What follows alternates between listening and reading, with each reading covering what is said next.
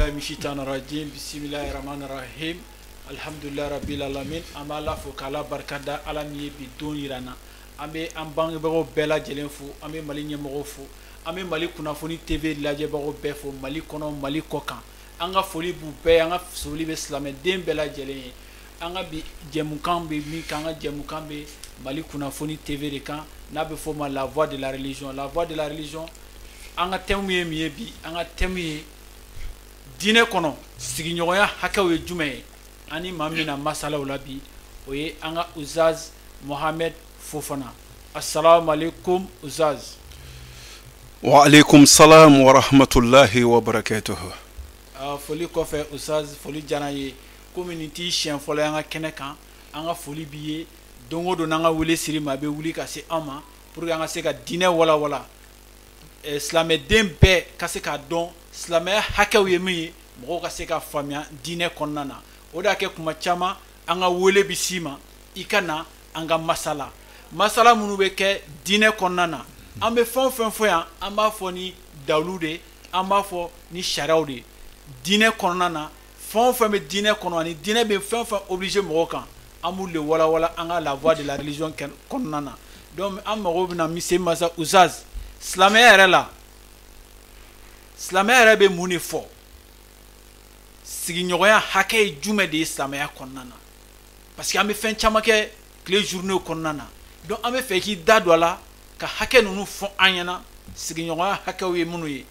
uzaz amé fait iki odle wala bi pour que an laje bako beka se ka don ka foku u kanka se ka u ka dine u ka se ka matarafa chugamina. ولا أما فأعوذ بالله من الشيطان الرجيم بسم الله الرحمن الرحيم أشهد أن لا إله إلا الله وحده لا شريك له وأشهد أن محمدا عبده ورسوله اللهم صل على سيدنا محمد وعلى النبيين والمرسلين وعلى آلهم وسلم تسليما أما بعد يا جماعة المستمعين الكرام أحييكم بتحية الإسلام وتحية أهل الجنة ألا وهي السلام عليكم ورحمة الله وبركاته. أمبي تنغون يني على في أنزيلي ني تلفزيون سو باينغونو أمان لمباني أن لجبا أمبا بفو ماوما جمانين غونو أني جمانين كوكا أنغا فولي بي بلجلي وأنغا دواو بي بي wa telesoin anyema baw ana barakelaw anga foli ba belajele akada yan wele alaka dine sraka ka anyininga alaka dine na mama ye o bara bade o ye ngania nyuma bade wa mi ala deli telesoin wa mi ala deli malinye ami ala deli jiye jamana belajele alaka hero sabati alaka balawu ni toro alaka nyoni ame ala deli orola amin rabbi ambal magani e an yininga anga bi sigila ka yira ko sigi nyoya bi chogodi ala e mon voila ala crée mon voila hakeb me mba konnana ya yininga kuma badela ngama nzinzini ala intogodi wa manzeme ala inila wala hawla wala quwwata illa billahi al aliyyil azim madina misri kono awila ki nongoma akon mashiti dana yake mashima da le Muhammadu la mashima da alala mashima da alala mashima da ne Muhammadu la mashima da alala mashima da ne Muhammadu la sabo grina na fala mawolu ere mawdoye sabo ko jeni ala kira ni mani yoro foye anyan fo ne ambaw ke ki kuma bo ni mani yoro foye an halakila de ko mama ni mania ala kira ni yoro foye de ala kira ikano akonga lenzoru muajiruna ne ala kira ingale alala ne nime ala mi molo mashite ko mami kabse ga fani manialedo ala nyekoro alikiyama jodo kasoro asiginyo makishi atoroma mama ni siginyo ya problem tara lahara imada alala imani mania doni kuma de ni ibido manga me hana sela fauli melawa edeta eselia kira te seliba odon muna kira ma fobo funi sella funi shuna kira ga dine insega yelama wallahi chrétien tina yelema jifu tina yelema kafiru tina yelema an islamion an minu mi ka ke dine tigu ye ka ka alimamu ye ka ke wajulu kala bawe an ne be kira ka dine mbelema wallahi asike bi fere mama dana yaro de la ni ma yere ki doye wodi bi saka fere ma kwa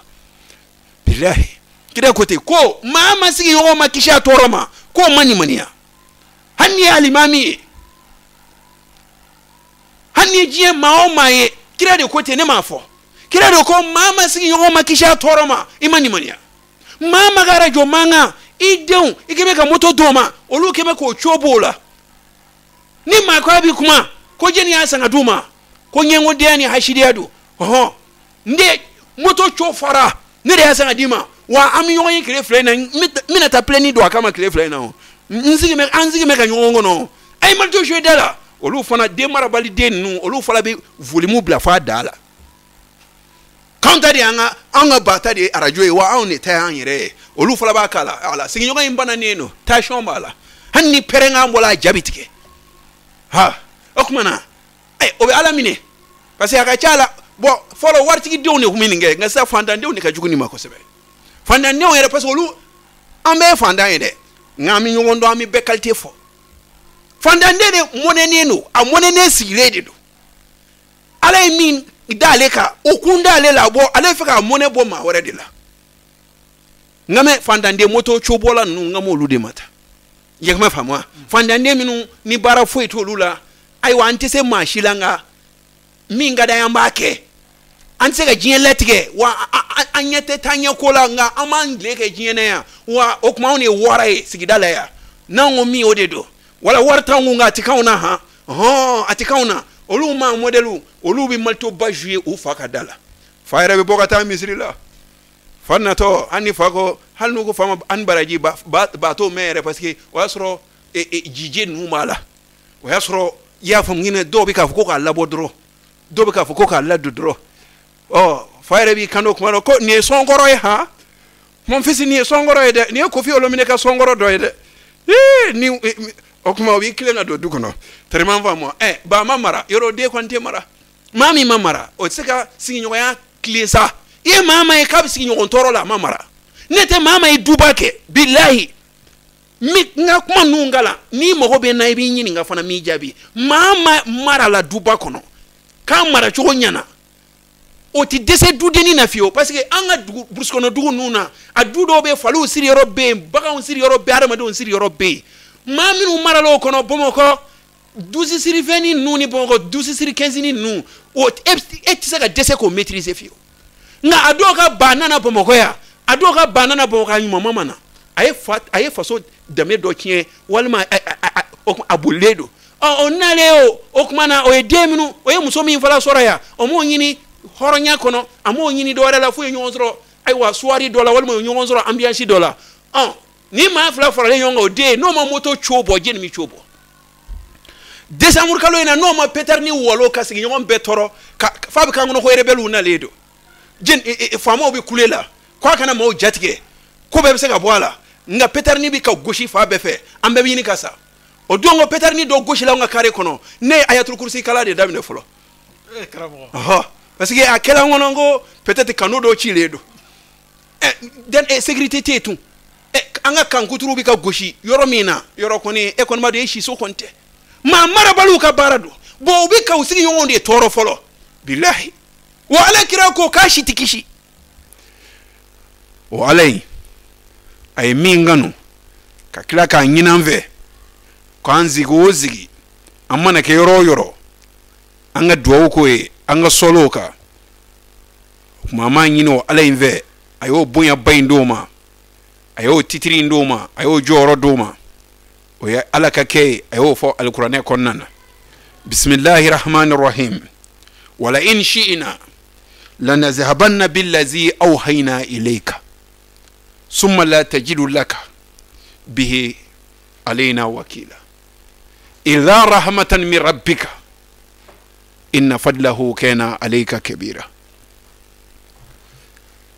aye bunya ke kira laba mi kira ka bunya o kofe aye kuba mi nga anga kira laba mi kira ka mujiza o kofe ay bonya beke kira Muhammadu ay titiri beka e fo ka taa se kira mana ala fe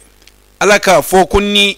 o kuma na ay soli ningira inga ne ala ninga meleko bi soli ningira inga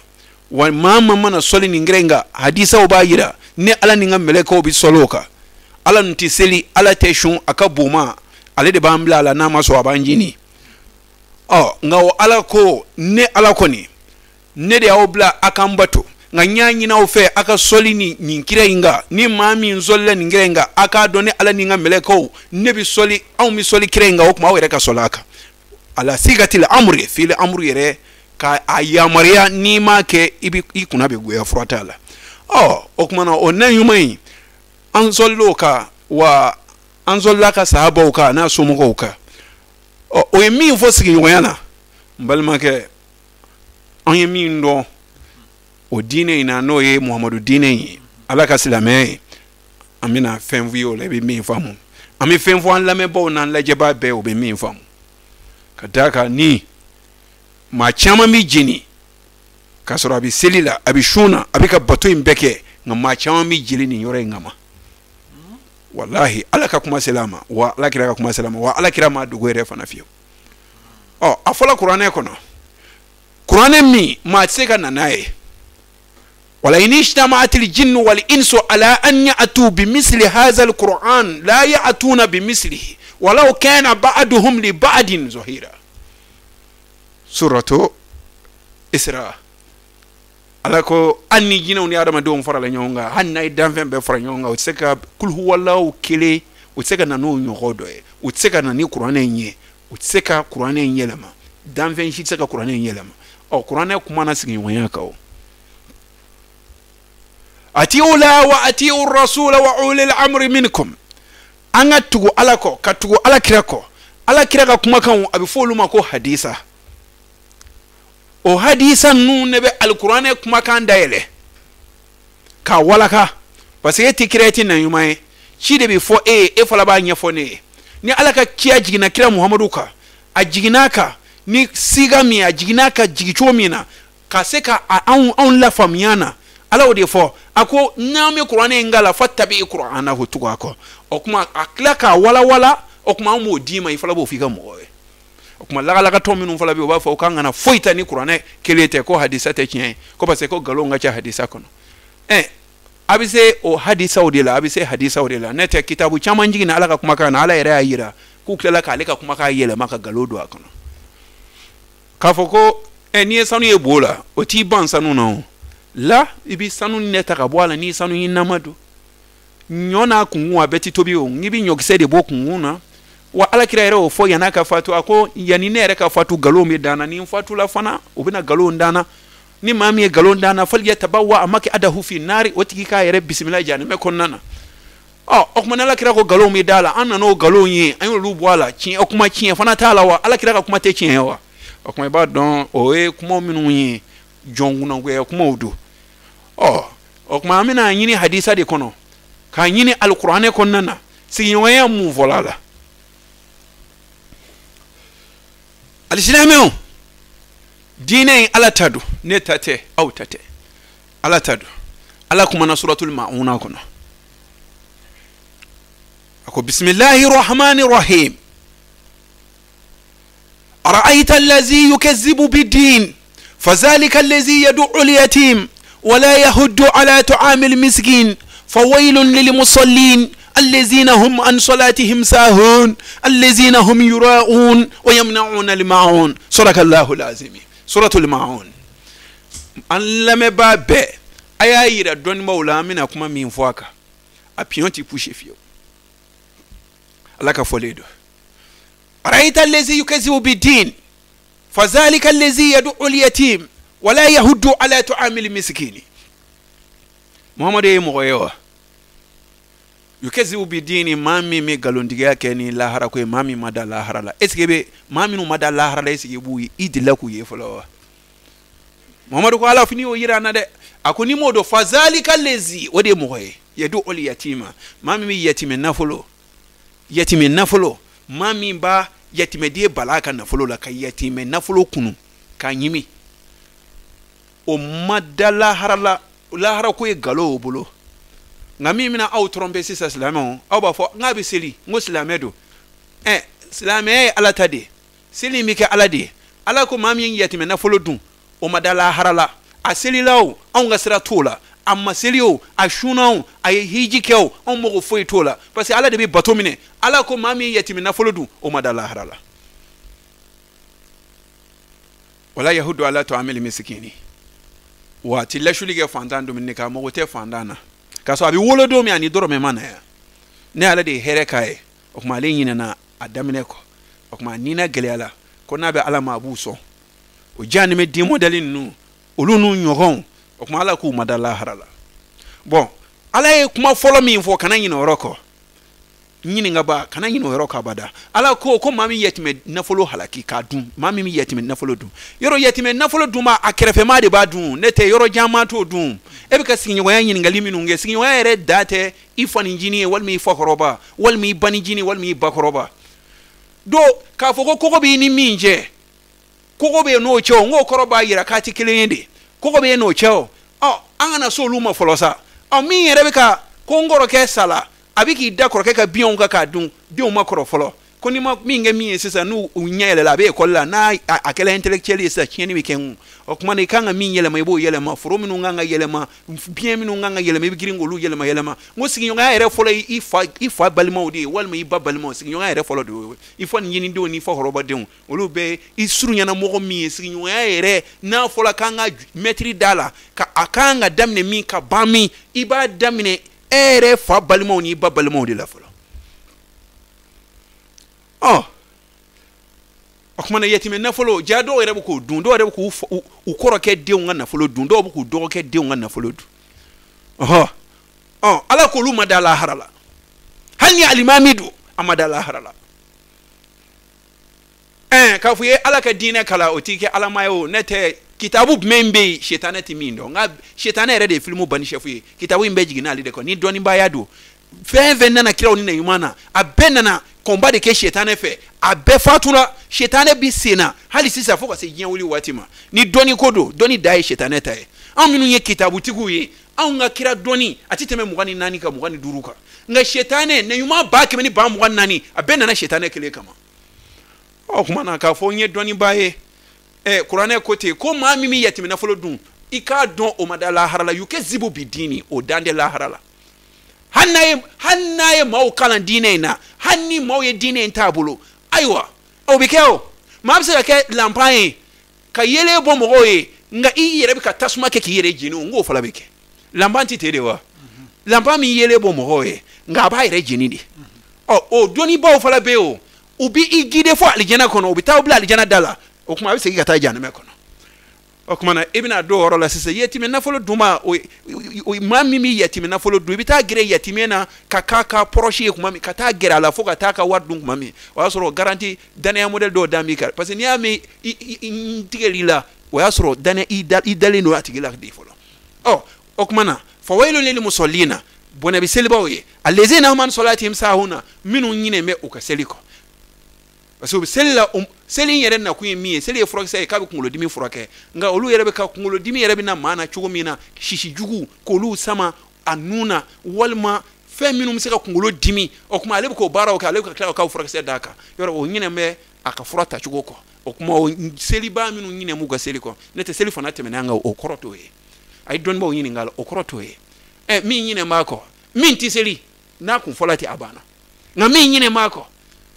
seli juru beo ibisaka seli juru imabisaka seli juru tawo ngami nyine nako no obayira ta seli kundo okmana alezina hum yurawuna minum mu yira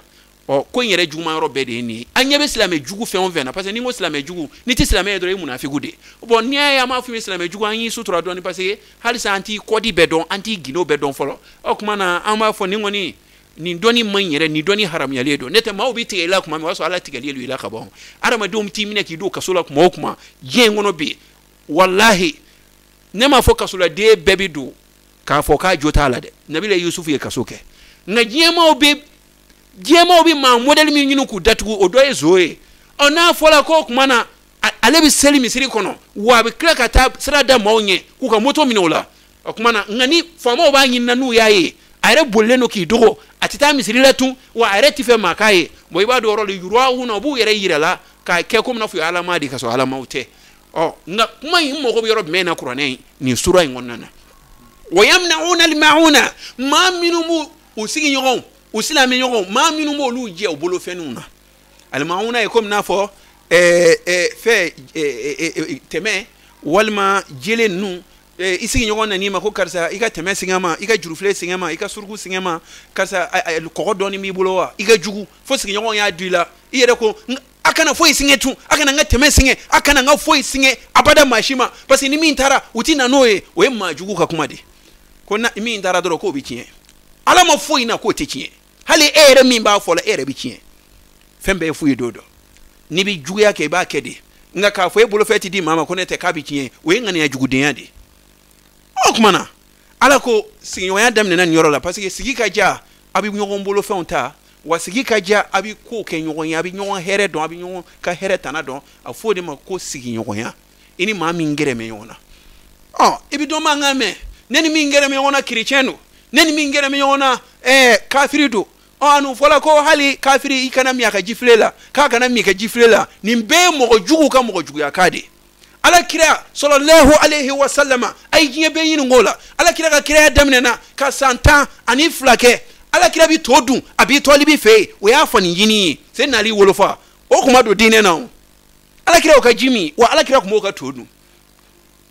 ni ko kuma na ko kafiri ti jimi ka fela wal me ti jimi kafiri fe o te ko mi donga no rema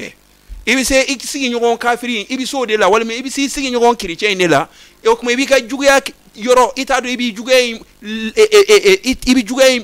mamu chogomina ibi islam ya plagi takana noro ko islam ko kafiri yereti maka bolo fe kafiri yereti ni mama islam manga uti faranyonga fuila okumo ibo okuma modelu de takana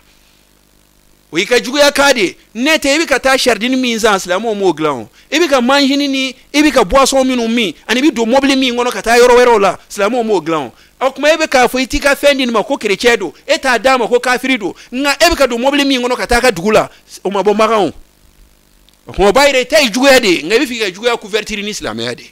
boni ma modelu de ya to fo jien mo ya fo islam ya ma islam e ka fo ko kuma na ko karsay me rebelia to do be nta do ba fa mo chwa mina jadisi fo yo anga to ba do taka parce que anya amir nan kan yo luye kaso ala kira ma ke sahaba ma ke ngango ala kira yake sahaba yake okuma ba fa ma ke islamisi okuma na ko islamisi uyo fana fa ma tu parce que mona ma shite jiya gono bi mi nga jugu kateme minu mu tetruka billahi nga ala kira o fangi o tan mo dine na parce que ala kira ko na le fatula ko jiyeti wuli fo qur'ane to ka sebelili okuma wala nabi mi nga sisa sigi nyoya nanga hadisa do fli hadisa mi natsega kumefio abiso hi haini kono Bukhari ni Muslim ni ndo ko elu yere shiti moye okumana ko lu neni bismillah nga iga tahiyya kono mbolo luka kuma kadila nete ibi qur'ane be fara yonga tahiyya ta kono atahiyatu lillahi zakiyatu lillahi bo mingala sel ate qur'ane kono mana kira ko ale ka dine domo de bina dine nchie ni ma modelu de na de fleni jien ngono sisa okumana kasroka anyini kubi minu makala ani minu nte dore don ko lubi qur'ane kala français la de walma oluma do qur'ane re fon kono ka adon okuma lubi sa ko abika mi ubika mi voko chiendo ha wala chiendo ha okumana o lu fana yele makai yakuma ngama dine ndo sanfa febe dine ndo onyebe rebelula onyebi terrorisula onyebi jihadisula onyebi islamisula oyo beye ka kala ka do dinena parce que ni qur'ane fiye kele kala ibi numbe defui kray me fo hadisa la sabata fi sahihaini anna rasulullah sallallahu alaihi wasallam qala wallahi la yu'minu kila man ya rasulullah قال من لا يأمن جاره بوائقه حديث شريف